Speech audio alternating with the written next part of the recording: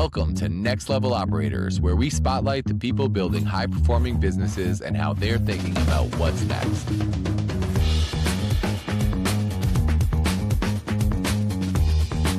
Today we've got Henry Greenberg. He's the owner and president of Guardian Roofing and Exteriors in Regina. Regina, right? That's correct.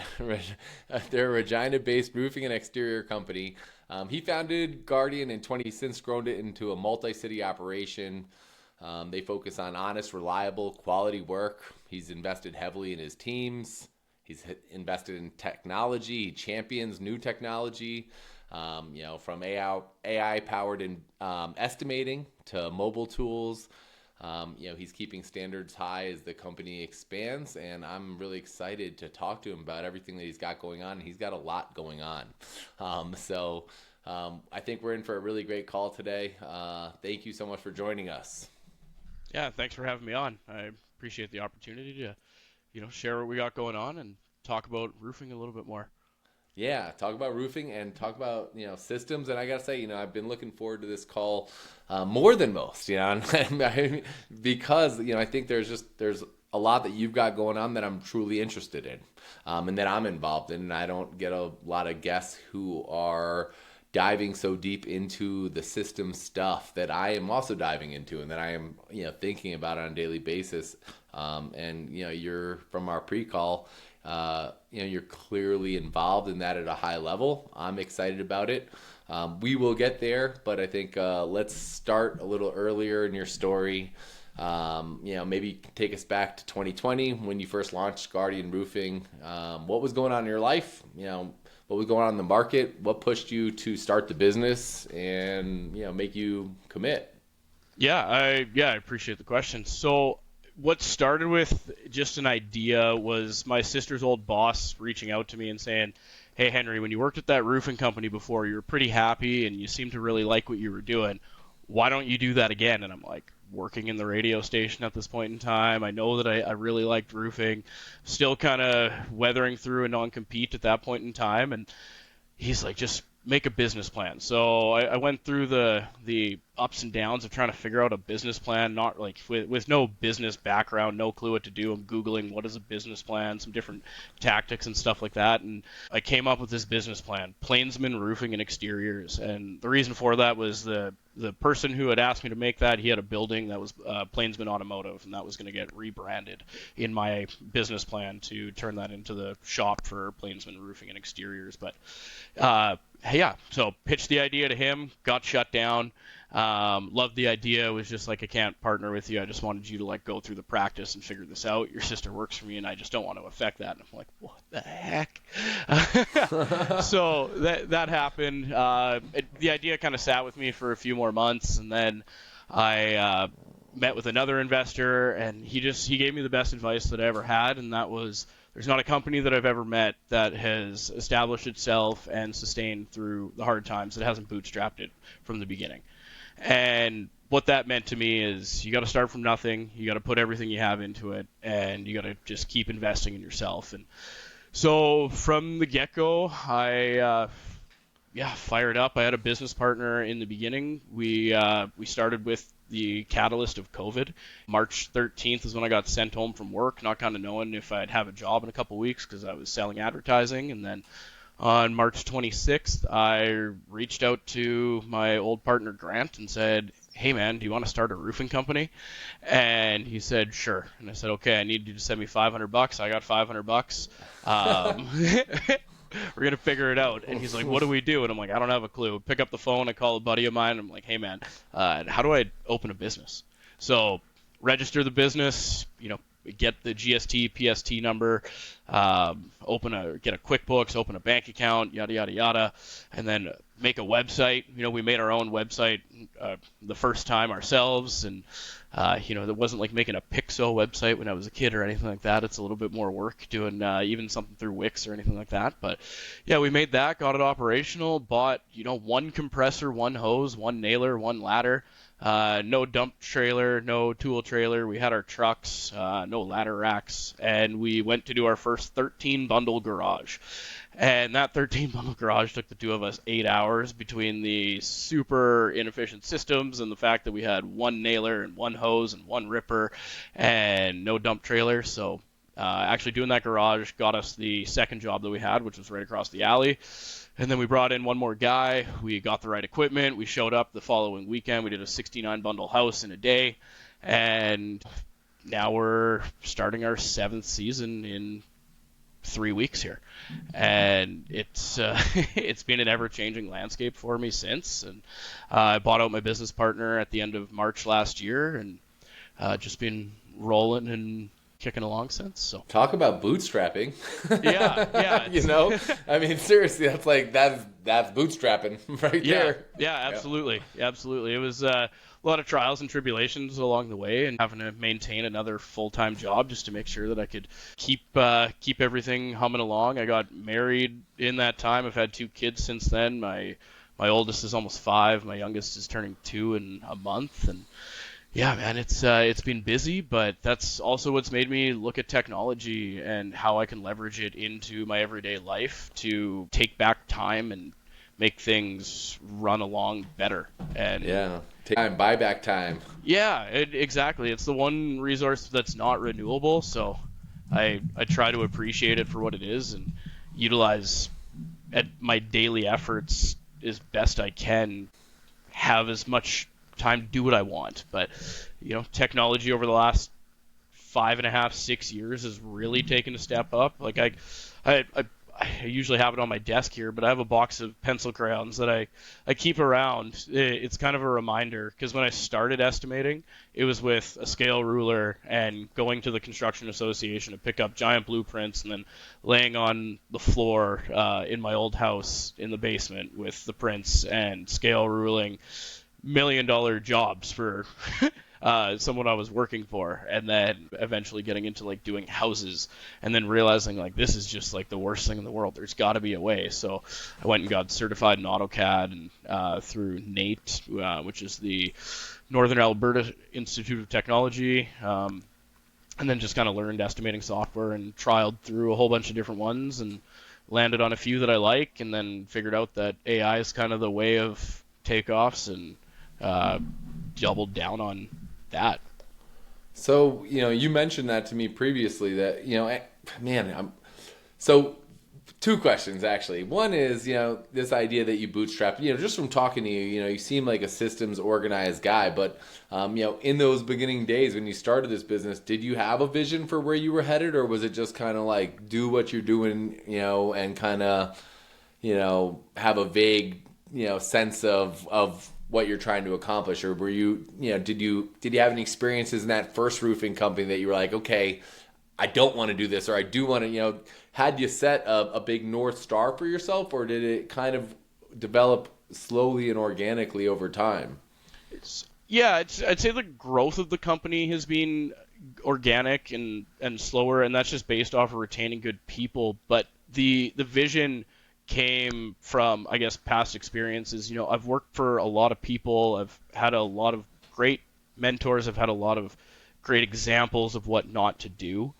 And I just knew that with opening my own company, I wanted to have a place where people felt appreciated, where we were able to pay a higher wage because we transfer the value to our customers of, it's important to maybe pay an extra 10% or an extra $400. Like, that money isn't necessarily going to the owner of the company. It is, at least in my situation, it's going to the installers.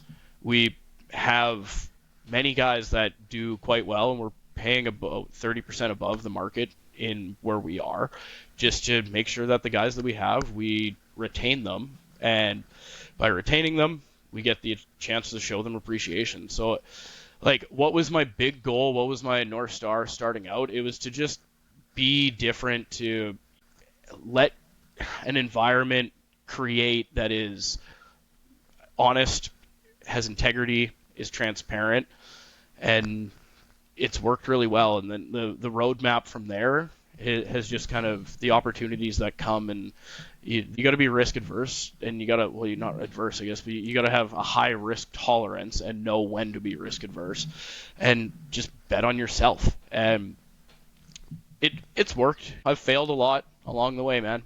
A lot. 6 years starting our seventh season.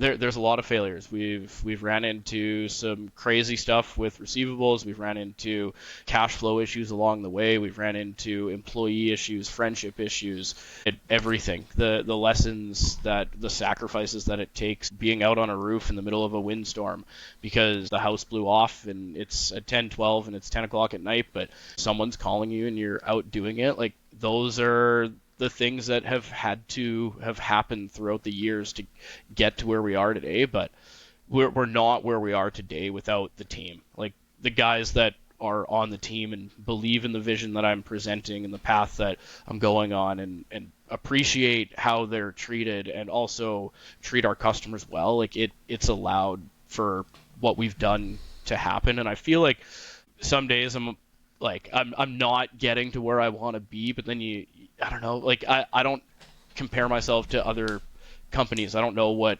a great growth trajectory is for someone who's trying to do a multi-city thing and to have multiple employees. I just know that I've got more full-time employees now than I ever had. We have a benefits program for our guys. We're hoping to integrate a pension program by next year. We're really doing what we can, but once again, leveraging technology and keeping our overhead down has allowed us to invest into these opportunities that allow us to invest into our guys.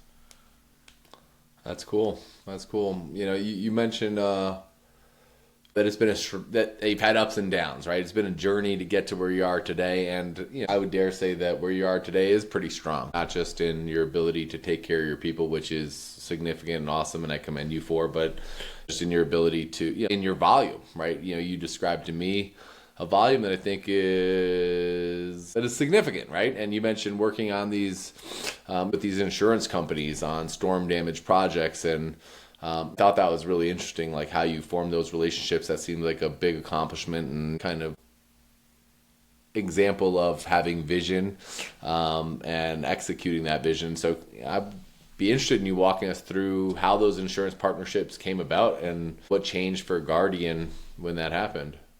Yeah, I'd say our first experience with insurance was being the guy to answer that phone call on a Sunday afternoon because a storm dispatch, or the CAT team, I guess, for one of our insurance companies up here, went onto the Hague website and looked for a Hague certified inspector in Regina, Saskatchewan. And I was the first name that came up, and man, I wish I had my certification card here so I could show you the image of what I look like when they took my Hague photo, and they would never, I could never change it. But the fact that guy called me, seeing what I look like in that photo, I appreciate the opportunity. Rob Young, if you ever see this, I do appreciate that phone call. And yeah, what that phone call was it was, hey man, we got a blow off. It's 45 minutes away. Can you go and patch this house up? And we went out there, we patched that house up, we inspected it, and then the next phone call was, hey, if you have this software, Xactimate, I'll teach you how to make estimates in it, so that way you can give us estimates how we need to see them. And I'm like, okay, cool, I'll do that. And then I download Xactimate, figure it out.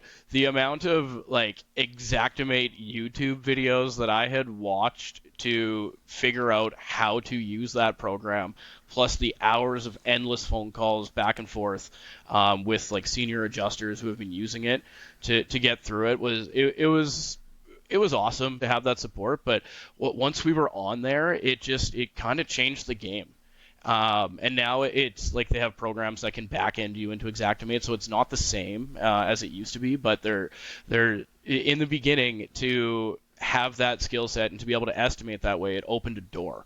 And then a friend of mine who used to be estimating in the roofing industry became an adjuster at another insurance company, and then when they were looking to build what is now their Western Exterior Management Program, which allows them to in-house manage exterior claims versus having to send it off to a restoration company and then have an extra overhead and profit markup kind of put into it, how that all works. They come directly to us. They're able to offer a higher price point. They're able to keep their price point a little bit lower, and then it formulates a very good bond because there's 5-10 extra points in there, which in insurance, is quite a bit of money because it's not always there. And if you miss supplements or, you have little things here and there, you can go from having a modest markup of 25%, which is below industry standards, and then you're netting out at like a -2 margin by the end of the job if a couple things get missed with insurance. And it's just like hands in the air. Oh, sorry, the claim was closed and we paid out the customer. And so with this vendor management program, it really standardizes the way that estimating is done, and it's from a roofer's standpoint. It's from an exterior installer's standpoint. The way that we go out and we assess a job and we price a job is exactly the way that we would do it if we were just doing an independent inspection. And that's because the people that they recruited to build this program used to own roofing companies, exterior companies. They worked at roofing companies. They worked for exterior companies. They estimated. They dealt with the trials and tribulations, but they truly understood like the cost of owning a roofing company and operating it, but operating it in a sustained way that I can offer the lifetime workmanship that I have to sign on every single year. And I have to carry the insurance for every single year, that if we go and do a job for this insurance company, it's a lifetime workmanship. So there is a lot to that.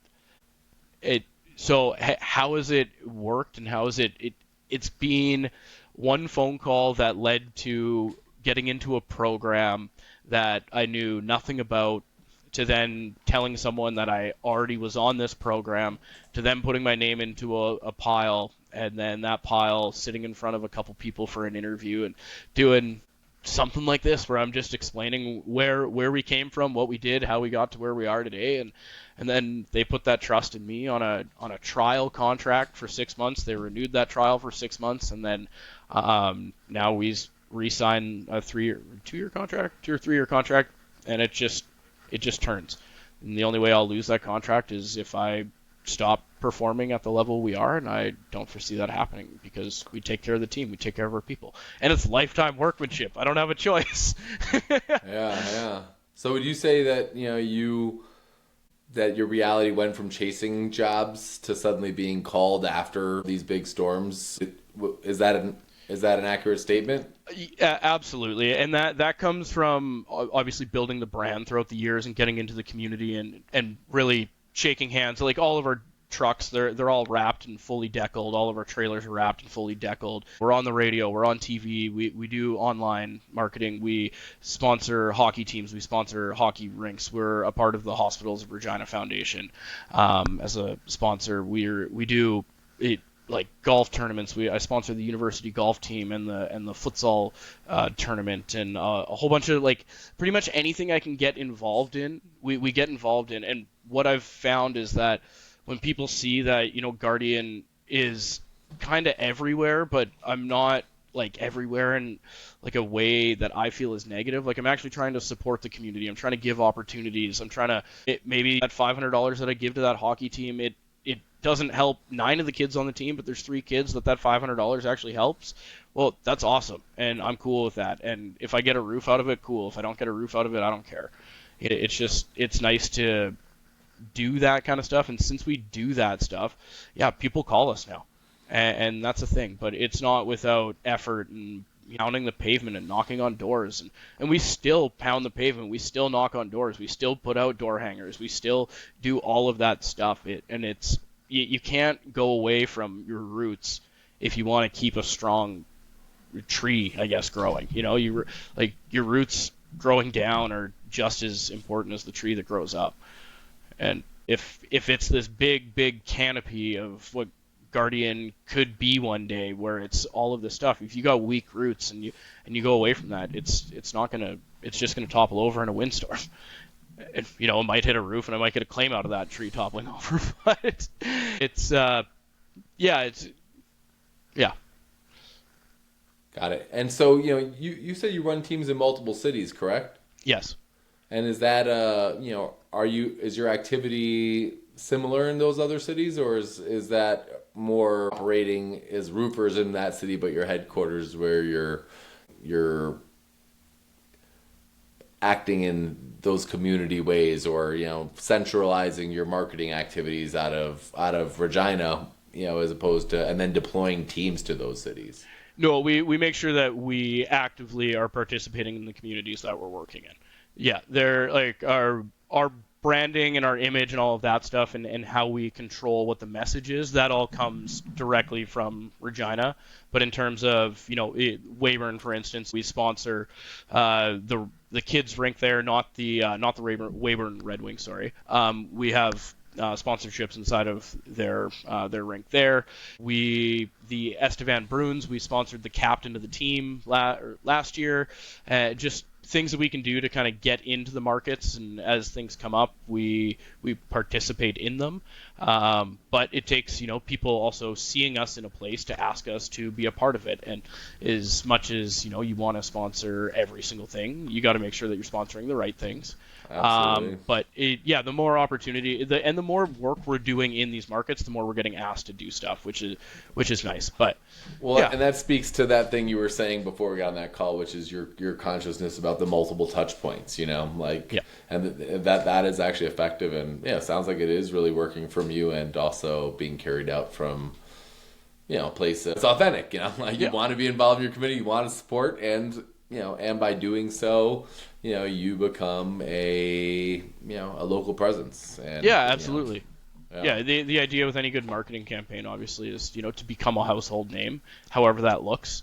When people think of Kleenex or facial tissue, Scotty's is another brand, but like Kleenex first to market. Do they want a roof or do they want a Guardian roof? It's just you can get there, but also we're local labor. So when I'm in Weyburn, my employees, they have kids, they have teams, they have things that they want to do, and it allows us access to that stuff, and we want to support the people that support us, and that's just part of how it's always been. It's awesome. I wanted to ask you a follow-up question. You mentioned Beam AI, and how it has dramatically reduced your takeoff time. Yes. And I'm curious, how does that actually plug into the rest of your estimating workflow? Yeah, so Beam has been an interesting experience from start to finish, because when we started with it, there's the onboarding process, and you give them 3 estimates, and they kind of do a takeoff, and you give them feedback of kind of how you want to see the information presented, and they put that into the brain, and then it starts to upgrade the process as it goes along and starts to take things. Where I found it a little bit complicated in the beginning was the various types of projects. So if you're doing a residential bungalow, single-family home that's got vinyl siding on it and maybe some decorative shakes in the gable, versus a commercial building that's got a full vapor barrier that's primered on with a double insulation layer and 2 girt systems and 3 different types of cladding at 2 different gauges, and they're all different colors, you have to also take the time to reinvest, to retrain the program to know the difference between that, and making sure that as it goes through and combs through the spec, it's picking up the right details and applying it to the proper items. Because sometimes drawings don't have enough information.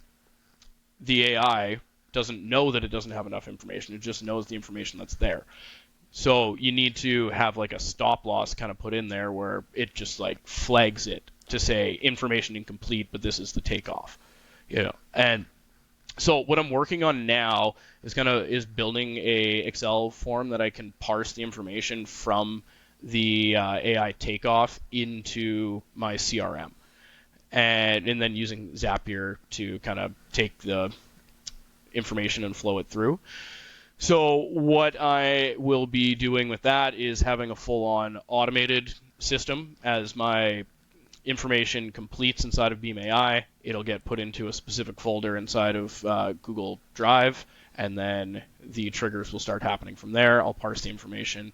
It'll upload into, JobNimbus is the CRM that we use, and it'll parse into there. And it's an interesting experience. I'll tell you, I've got about 70 hours behind my computer in the last 6 days really trying to nail this down.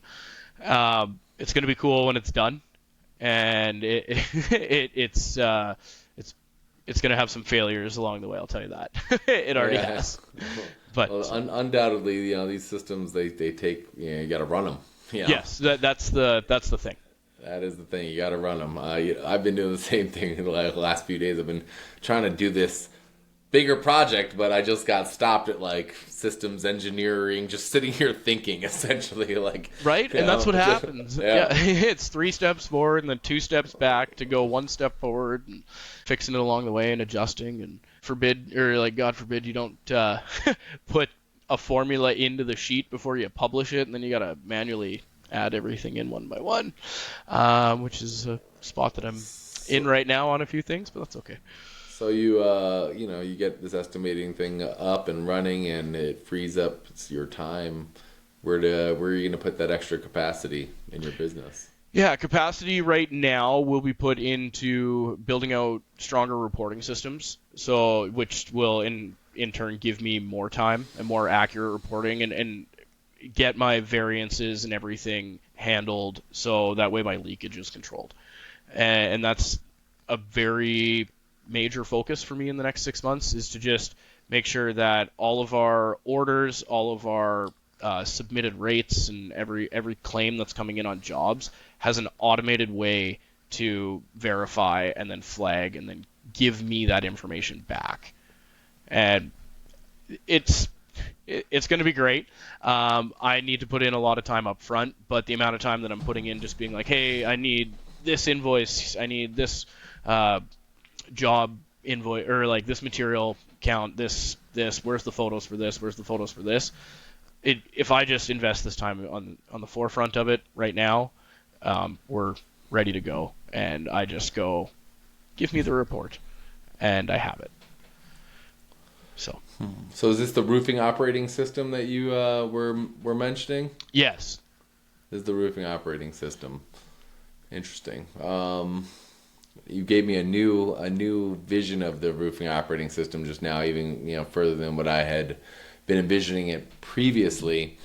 So I'm trying to take that in really quickly.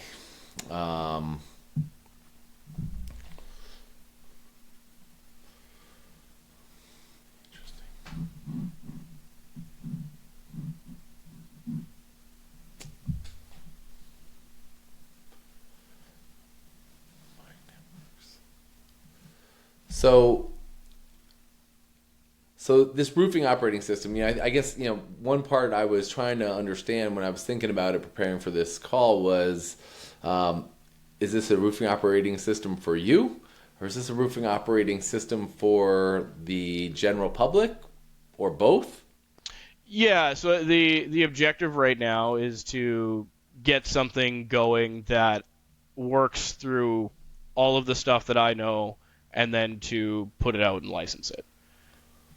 Yeah, which is, I guess, how a lot of these products start, right? Is you build something for yourself, you test it, and then you figure out how to productize it. Yeah, and it's like, what is the product? Is the product a CRM, or is the product a integration? That's the question. That's what I don't know, but what I do know is that I've got a lot of things inside of my own company that I would like to see done better and faster and quicker.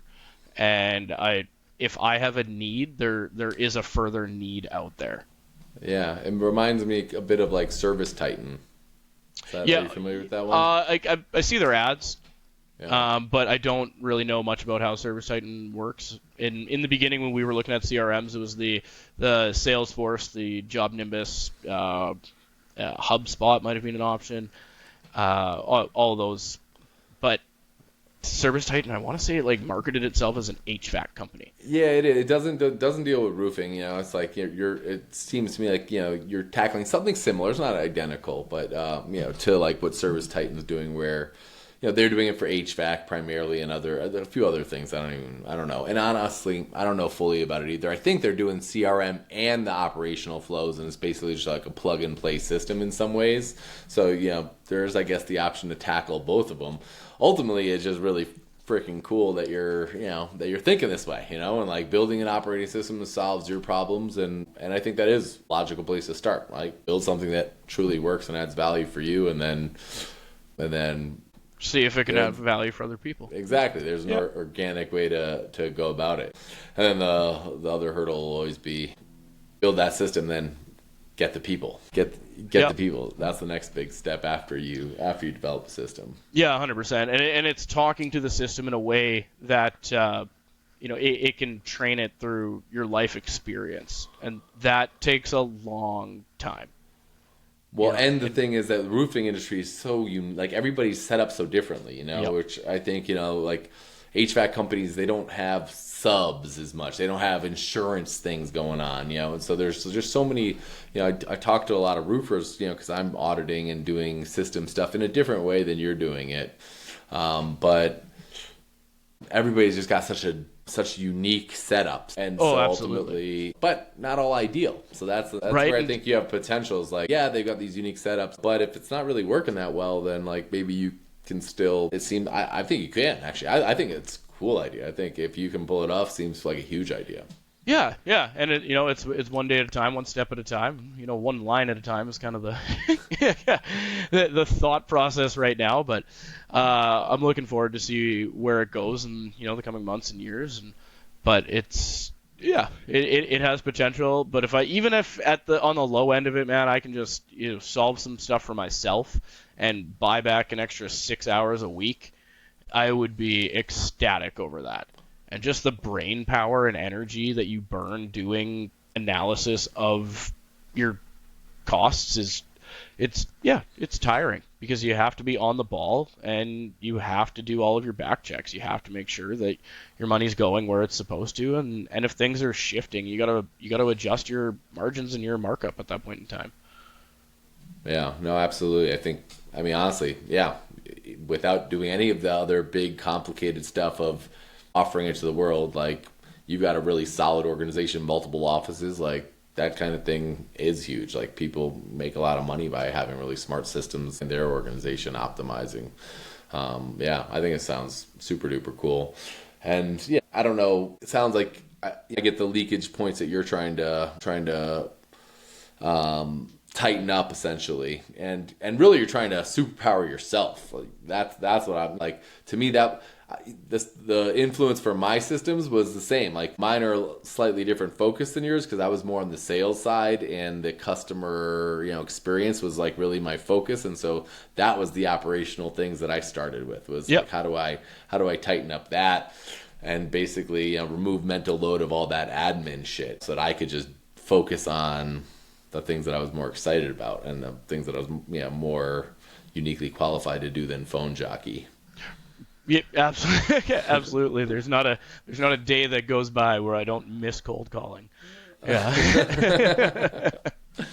Yeah. Oh my God, it's amazing. Honestly, that technology, cold calling, removing cold calling. Wow.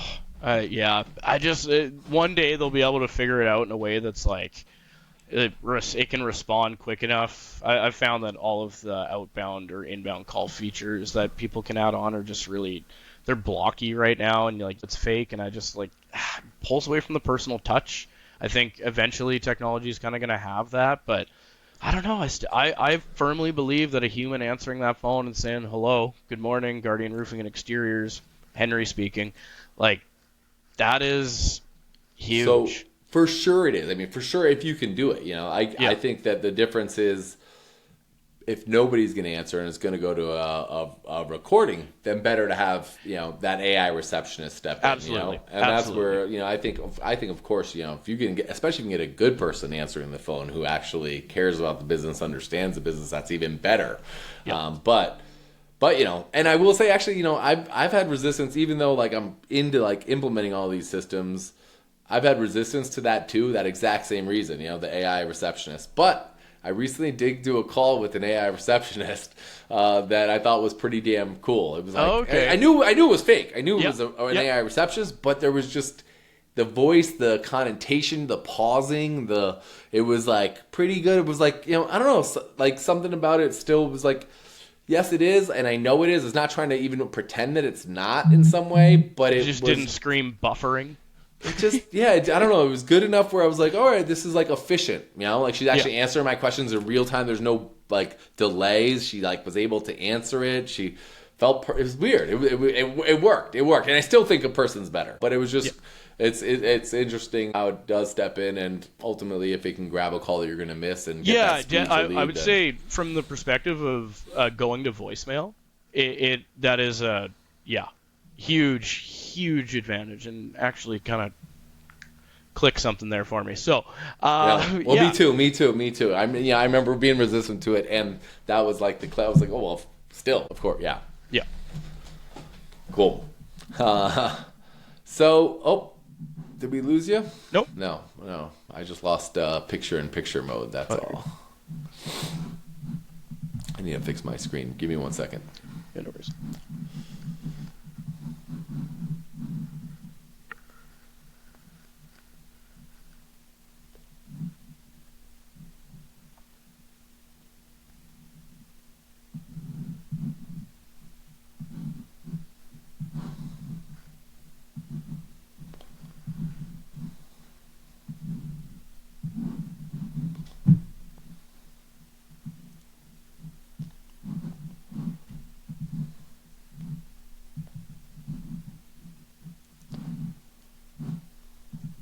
Cool.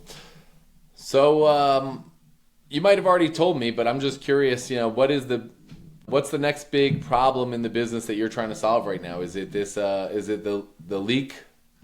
Yeah, I'd say right now that's my biggest focus, and my newest thing though that we're rolling out it's the Guardian Shield program. More of a new concept up here, something that I've seen down in the States, but it's essentially a subscription service to your exterior and your roof. We're going to come out, we're going to inspect what's going on once a year or twice a year, depending on if you go with our essential or our premium program, and you're going to get, a company cam report annotated with any issues that we find, and then a capital plan moving forward of like, hey, you know what, in 3 years you should probably plan to do this, in 5 years plan to do this. Add on things like gutter cleaning services, thermal inspections, post-storm dispatch, and then discounts if you need to get your eaves troughs done, if you need to get your roof done, up to a 10% discount sort of thing, if you're a part of this. But that's kind of, my new and exciting thing that I'm trying to conquer, short of, fixing some back end stuff that's just going to make life easier and, bring on quality of life. But vision wise, how am I trying to push revenue? How am I trying to grow the company? How am I trying to add more value to our clients and services? It's with the Shield program. So we're working through just the final bits of our our liability and stuff with our lawyers and our insurance right now, but we're slated to roll out on April 1st. So that's a big thing. It is a big thing. It really is, and actually, just a ton of little cool ideas packed in there about about innovating that program, because I have heard that program, but ultimately it sounds like you're doing a bunch of cool things in there to make it more appealing and attractive, and I like it. That's cool. Yeah, absolutely. Thank you. Yeah, it's definitely something that won't be for everyone, and I totally get that. But for snowbirds and people that fly down to Phoenix and Florida and stuff like that every single year, you're gone for 6 months. It's good to have peace of mind. Yeah. Well, and I think I don't know how much you guys are in the weeds with commercial projects, but I know that commercial people, and envelope people who are doing asset management type stuff, that kind of stuff they care about. Yep, absolutely. Yeah. I gotta say, it has been a pleasure. We've covered a lot of ground, and we're nearing the end. You've got your hands in so many pots, and honestly, true entrepreneur. That's what I hear when I hear all this. It's like, you didn't have to have the experience. You just went and figured it out, and that's really what it is. It's like figuring shit out, problem solving, doing the research, doing the legwork. Yeah, man, and just keep failing. Just fail and fail and fail and fail, and it's again, entrepreneurial spirit. Right? That's you don't lose till you give up. Like that's kind of how it goes. Absolutely. The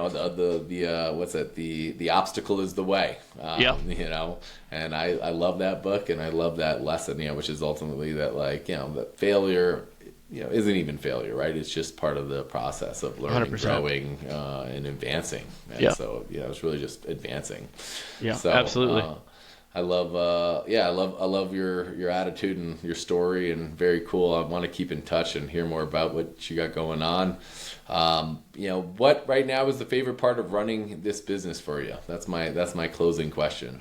Man, my favorite part, it's always been the people. I love roofing. It's fun to get up there and, work the body and do all of that, but it's the people, it's the interaction. It's just getting out there, sun shining on your face, shaking hands, meeting new people, but also all the people that I get to work with. It's always been that. And I like I like the winters to snowboard, and roofing ain't the best thing to do in the winter. So Yeah, that's very true. That's a good seasonal job for you. absolutely. Cool. Well, where can people learn more about Guardian Roofing and Exteriors? Yeah, you can check us out on Instagram, Facebook. Our handle's The Roof Guardian, or on our website at theroofguardian.ca. Sweet. Well, if you're in the area up by Regina, who your roofer is. Absolutely. Give us a call. All right. Thanks so much. Thank you. Have a good day. Have a great day. Take care. Cool. Awesome.